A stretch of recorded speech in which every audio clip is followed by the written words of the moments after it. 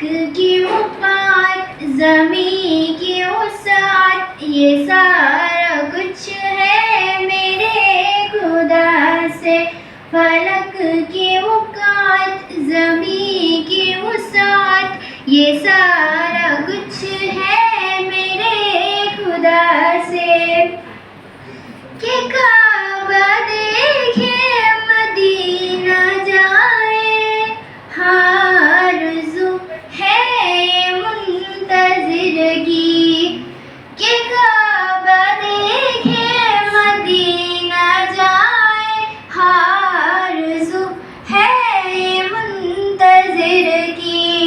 جسے جسے ہے ملی سعادت جسے جسے بھی ملے سعادت دعا ہے سب کو ملے سعادت یہ سارا کچھ ہے میرے خدا سے. نہرو کا خواب صرف ایک سیاسی آزادی نہ تھا بلکہ وہ ایک ایسے ہندوستان کا خواب دیکھ رہے تھے جو علم، انصاف اور مساوات پر بنتا ہو. آزادی کا سورج. بالآخر 15 اگست 1947 عیسوی کو ہمارا ملک ہندوستان انگریزوں کی غلامی سے آزاد ہوا. اسی وقت پورے ملک میں جشن کا سما چھایا ہوا تھا. اس وقت چاچا نہرو نے اپنی تقریر میں کہا At the storm of the midnight hour, when the world sleeps, India will awake to life and freedom. یعنی دنیا جب سو رہی ہوگی تب ہندوستانی زندگی آزادی کی نئی صبح آنکھیں کھولے گا. یہ الفاظ صرف ایک تقریر نہیں تھے بلکہ یہ ایک نئے جذبے کا عہد کا آغاز کر رہے تھے.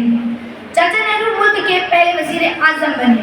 ان کے دل میں حکومت کا نہیں بلکہ قوم کی خدمت اور آزادی کا جذبہ تھا. چاچا نہرو بچوں سے بے پناہ محبت کرتے تھے. وہ سمجھتے تھے کہ بچے ہی کسی قوم کا اصل سرمایہ ہے. وہ اکثر کہا کرتے تھے آج کے بچے کل کے ہندوستان کے معمار ہوں گے. ان کے نزدیک بچے گلاب کے پھول کی طرح تھے یعنی معصوم اور خوشبودار. اسی لیے جب ان کی یوم پیدائش آتا ہے 14 نومبر آتا ہے تو ہم یوم اتفاق چلڈرنس ڈے کے طور پر مناتے ہیں. اسی طرح تعلیم اور ترقی. چاچا نہرو کا یقین تھا کہ تعلیم اور ترقی انسان کی زندگی میں سب سے اہم کردار ادا کرتی ہے. اسی طرح پہلی وحی آتی ہے اقرا پڑھ اپنے رب کے نام سے جس نے تجھے پیدا کیا. اس کا مطلب ہے کہ ہمیں زندگی کا پہلا سبق ملتا ہے. پڑھ یعنی علم حاصل کر. تعلیم کا مطلب ہے جاننا یا معلوم کرنا کیونکہ تعلیم ہی کی بدولت انسان ترقی کی راہ پر گامزن ہوتا ہے. علم کے سمندر میں ڈوبکیاں لگا کر ستاروں کی کھوج لگاتا ہے. زمین کے سینے سے معدنیات تلاش کرتا ہے اور پانی کی گہرائیوں سے ہیرے جواہرات تک رسائی حاصل کرتا ہے. سورج کی شعاعیں توانائی کے حصول تک سب تعلیم ہی کی دیں. سزا ہے وہ خطا کیا ہے خدایا جس خطا کی یہ سزا ہے وہ خطا کیا ہے. اپنے انقلابی اشعار سے قوم میں روح پھونک دی. انہوں نے اپنی شاعری میں خودی کے فلسفے کو پیش کیا جس کا مقصد فرد کو اس کی حقیقی پہچان کرانا تھا. یہ فکری بیداری بھی ہندوستان کی آزادی کی جدوجہد شاہین کی مثال دیتے ہیں. شاہین خودی کے فلسفے کو مکمل طور پر ظاہر کرتا ہے. شاہین ہمیشہ اونچائیوں پر پرواز کرتا ہے. وہ اپنا گھونسلہ نہیں بناتا بلکہ چٹانوں پر رہتا ہے. وہ صرف زندہ شکار کرتا ہے اور دوسروں کا چھوڑا ہوا رزق نہیں کھاتا. اقبال کا پیغام ہے کہ انسان خود کو پہچانے. اس دنیا میں سب سے بڑا معجزہ انسان آدمیوں کے لیے ایک انقلابی نعرہ بن گیا. اپنے امن میں ڈوب کر پا جا سراغ زندگی. اپنے امن میں ڈوب کر پا جا سراغ زندگی. اگر دیا کہ ان کی قسمت ان کے ہاتھ میں ہے اور ایک فرد کی بیداری ہی اس پورے قوم کی بیداری کا سبب بنتی ہے. یہ سیاسی غلامی سے پہلے ذہنی غلامی کو توڑنے کی حکمت تھی. اقبال صرف تعریف کرنے کے شاعر نہیں تھے بلکہ ایک بصیرت افروز نصاب قوم تھے. انہوں نے آزادی کی جدوجہد کے اندر موجود خطرات اور آپس میں پھوٹ پڑنے والے فتنوں کو پہلے پہچان لیا تھا. ان کی آہوں میں وہ درد تھا جو صدیوں کی غلامی کی فکر کر نادا مصیبت آنے والی ہے.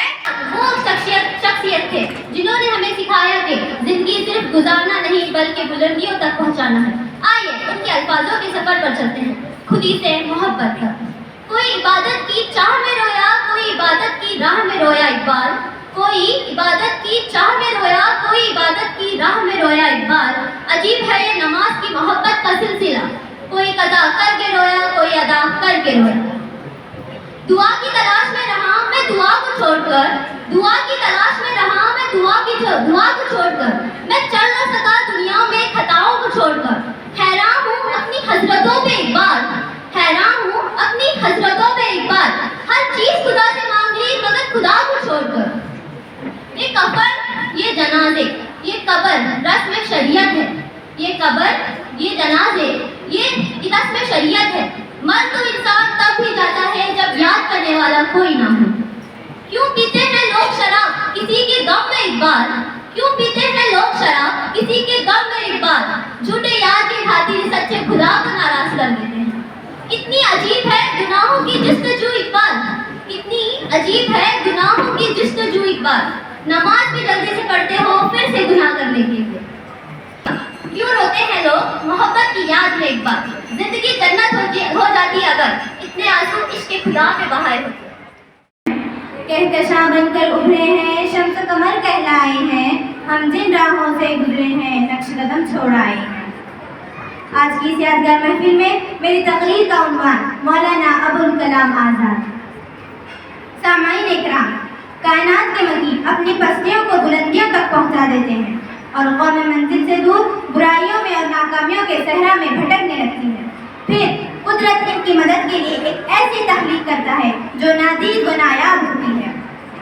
جب ہندوستان کی آزادی کانگریس قوم کا گہر لگ چکا تھا اور غلامی کی زنجیریں بھیڑیا بن کر قوم کو بے دست و پا کر چکی تھی، اپنے حالات سے نقد آزما ہونے کے بجائے عوام بے آمدی کی نیند سو رہی تھی۔ اس وقت کیا ثابت ہوئی؟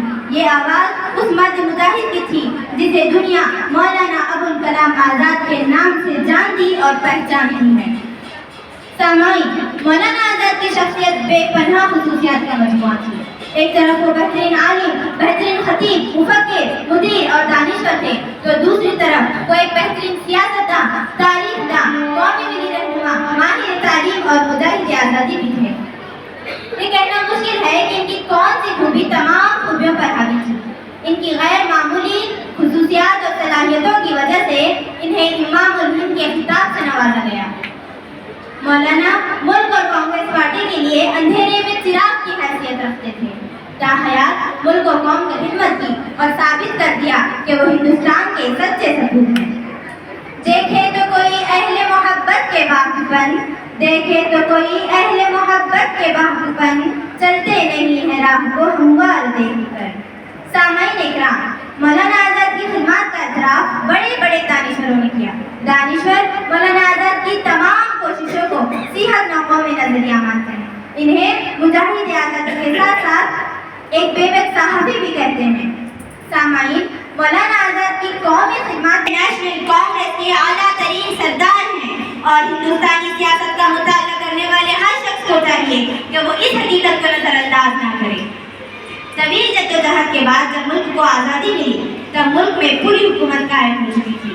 آزادی ہند کے اول میں رہتا ہو میری انتہا کیا ہے، خرد مندوں سے کیا پوچھوں کہ میری ابتدا کیا ہے، کہ میں اس فکر میں رہتا ہوں میری انتہا کیا ہے۔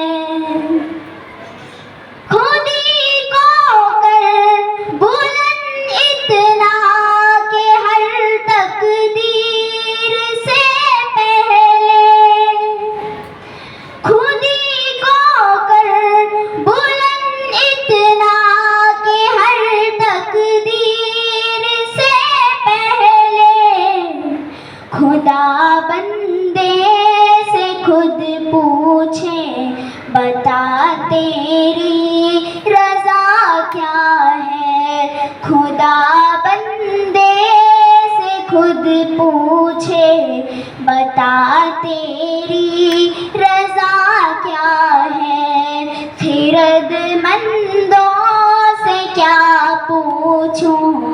کہ میری ابتدا کیا ہے.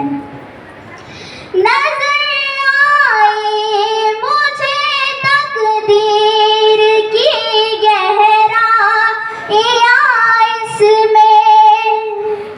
نظر آئی مجھے تقدیر کی گہرائیاں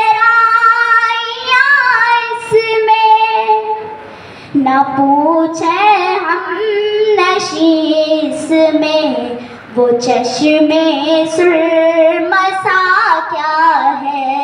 نہ پوچھے ہم نشیس میں وہ چشمے سرمسا کیا ہے. خرد مندوں سے کیا پوچھوں کہ میری ابتدا کیا ہے. کہ میں اس فکر میں رہتا ہوں میری انتہا کیا ہے. رسول الکریم اما بعد فاعوذ باللہ من الشیطان الرجیم بسم اللہ الرحمن الرحیم. محترم صدر محفل، معزز اساتذہ کرام اور میرے عزیز ساتھیوں، السلام علیکم ورحمۃ اللہ وبرکاتہ. آج میں آپ کے سامنے برِ صغیر کے ایک ایسے عظیم شخص کی تعلق سے بات کرنے جا رہی ہوں جنہیں بہادری، غیرت اور ایمانی طاقت سے تاریخ کی اوراق روشن کر دی ہے. وہ عظیم شخص ہے سلطان فتح علی ٹیپو، جنہیں دنیا شیر میسور کے نام سے یاد کرتی ہے. 18 کو جنوبی ہند کے علاقے میسور میں پیدا ہوئے. یہ ان کے والد کا نام حیدر علی تھا، جو خود ایک نڈر سپاہی اور قابل حکمران تھے. ٹیپو سلطان بچپن ہی سے فن بزر، گھوڑ سواری، تیر اندازی اور علمی سیاست میں کمال حاصل تھا.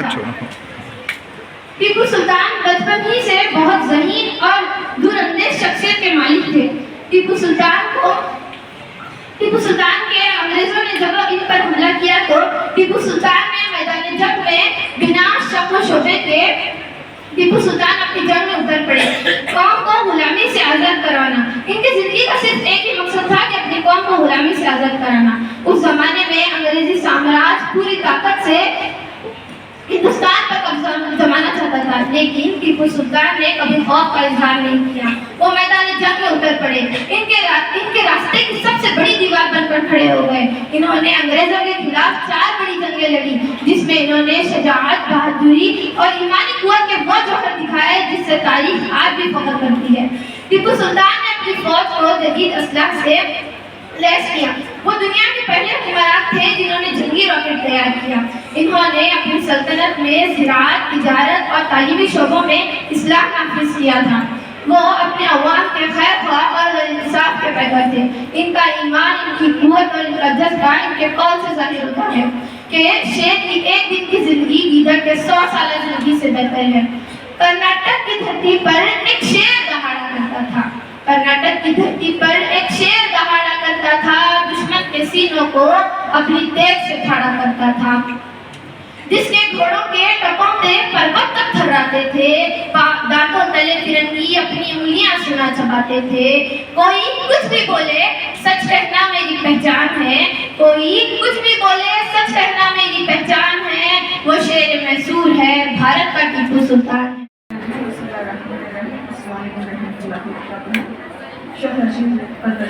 جناب اس علماء ادارے کے سیکرٹری جناب الطاف واٹی سر اور یہاں کے سیکرٹری جناب عتیق ناظم سر، میرے استاد محترم مجاہد علی سر، پروفیسر سلیم دولت فقی سر اور منیاز سر، شرکت میڈم، تمام اساتذہ کرام، پیارے بچوں، سب سے پہلے میرے ذہن میں ایک سوال ہے جو ٹوٹ کر ابھر کر ابھر رہا ہے، وہ یہ کہ گورنمنٹ کی، میں یہاں ریپرزینٹیٹیو ہوں، گورنمنٹ سے آئی ہوں سی آر پی کے حیثیت سے.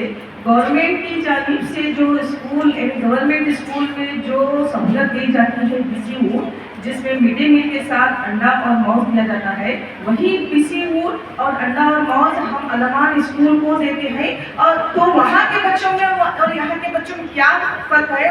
کیا سیکریٹ ریسیپی کھلا رہے ہیں وہ؟ अलमान स्कूल के बच्चों को मेरा सवाल है अतीक सर से, क्या सीक्रेट, क्या ऐसी क्या है मख्फी ग़िज़ा है खिला रहे हैं जिसकी वजह से कहेंगे प्रतिभा तरन जी सिर्फ इस साल नहीं हर साल बाजी मार जाते हैं।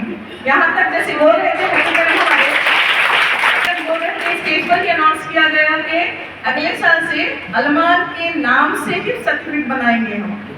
दूसरे यहाँ पर हम और यहाँ पर एक अपील ये भी आई है कि अगले साल से अलमान स्कूल को कहेंगे हमारे प्रतिभा करने में शामिल न किया जाए, उनकी अलग से प्रतिभा किया तो है।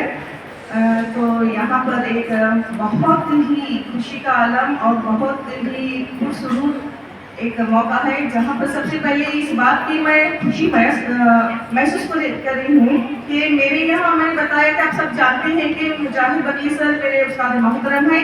एक और उस्ताद है मेरे, शायद वो भी नहीं जानते, सलीम दौलतपुरी सर, ये वो उस्ताद है जिसे मैं समझती हूँ कि मैं बहुत बदनसीब हूँ क्योंकि क्लास अटेंड नहीं की, लेकिन उनको महसूस करके मैंने पढ़ा है उन्हें।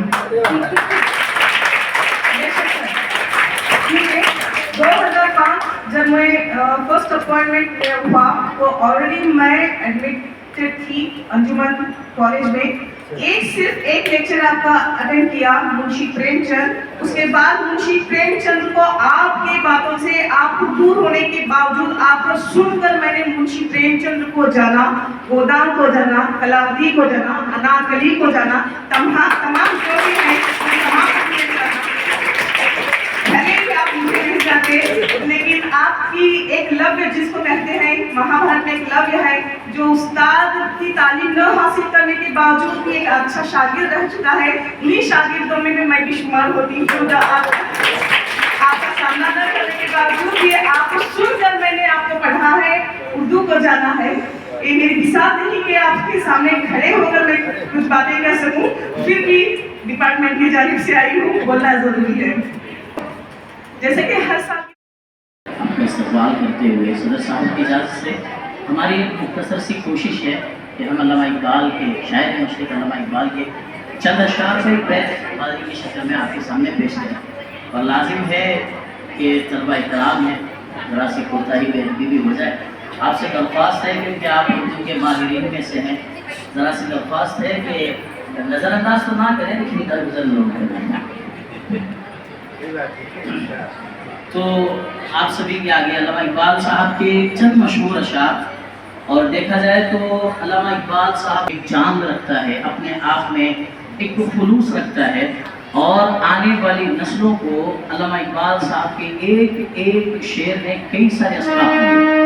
तो चंद अशआर आपके सामने पेश करने के बच्चे जैसा हासिल कर रहे हैं तो मैं आपको शुरू करने का कहता हूँ। मैं एक मिसरा बोलूँगा, आपने आगे के मिसरे से उसे शुरू करना है कि बशर की सरबुलंदी में भी कोई राज होता है, बशर की सरबुलंदी में भी कोई राज होता है, बशर की सरबुलंदी में भी कोई राज होता है, जो सर दे दे सरे मैदान वही सरफराज होता है।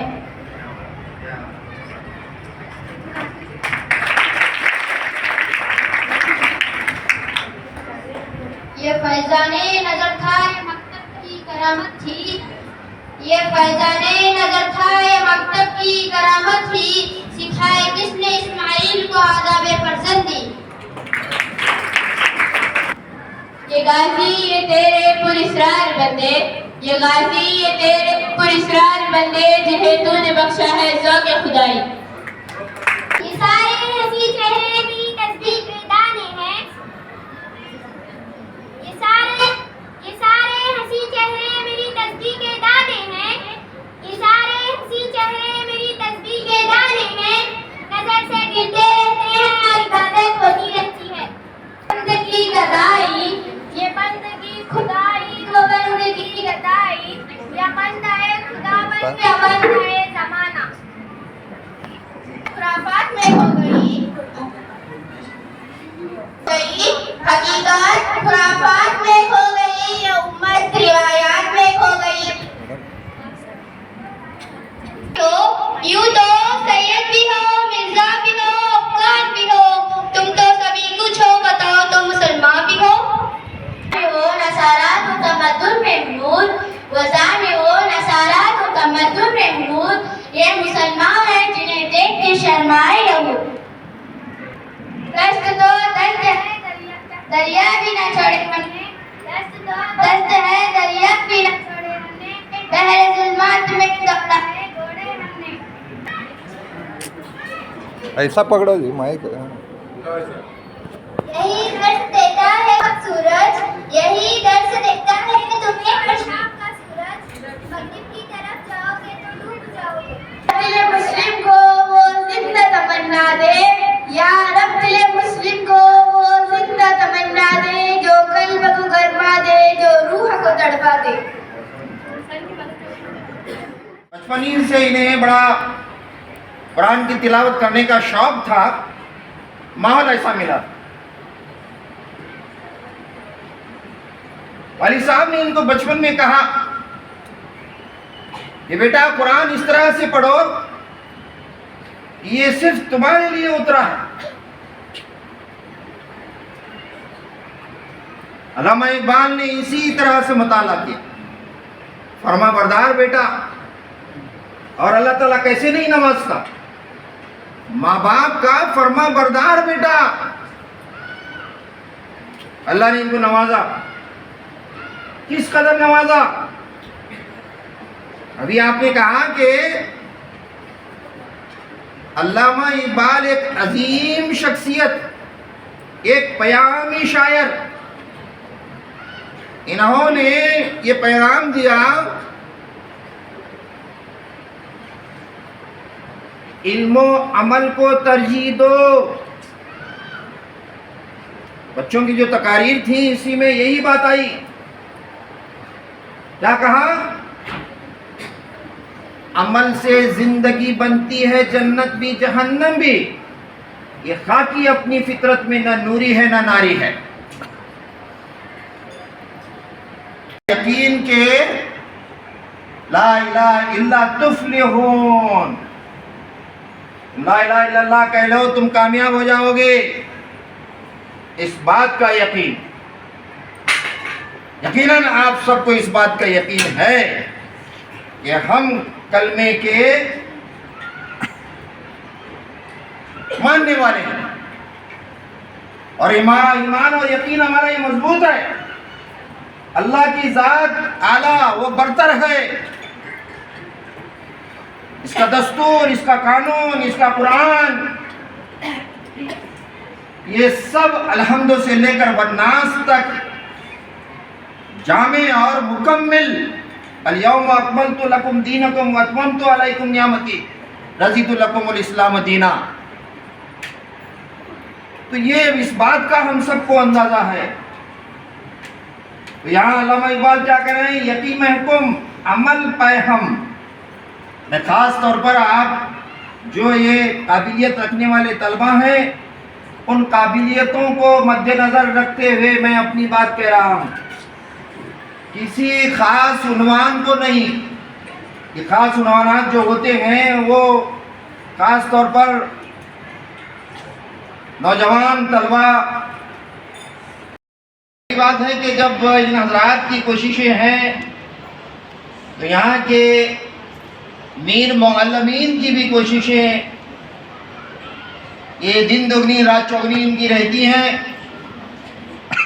محترم بندہ نواز بنیان صاحب، اسی طرح سے میر معلمہ شارپید میڈم صاحبہ، اور ہماری ایس آر پی کیا کہتے ہیں کہ اس وقت بھی ہوئی. مجھے کل جب